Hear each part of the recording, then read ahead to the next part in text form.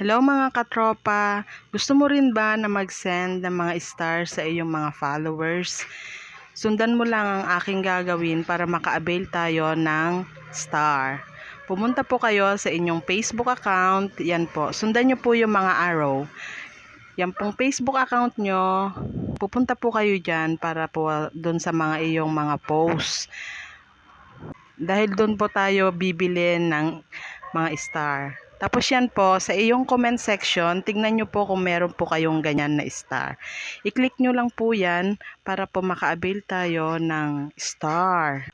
Kailangan po may GCash account din po kayo. Yan po, tapos i-click nyo po yan, yung star na yan, yan po yung natitirang star ko. Para po makabili po tayo ng mga star.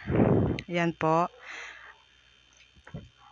Lalabas po yan kung ilan po ang gusto mong bilhin ng mga star. May 55, 85, depende po sa iyo kung ilan po ang gusto mong bilhin.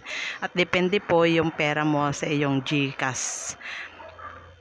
Tapos yan po, kailangan po natin ng password ng Gmail mo. Kailangan mo pong itap yon, yung password mo, para po makabili po tayo ng star. Then, itap buy mo po yan para po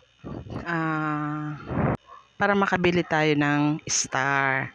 Yan po mga katropa. Kaya po, ako po bumibili po ako ng mga star.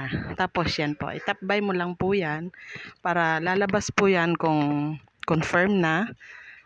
At dapat po meron po kayong GCash po ha. Yan po yung doon po kayo magbabayad. Tapos yan po, payment successful po yung sasabihin niya. Kaya magkakaroon ka na po ng star, pwede ka na pong mag-send ng star sa iyong mga followers para po dumami pa po ang iyong mga followers. Salamat at sana may natutunan Thank you, kayo sa guys. aking info. Salamat!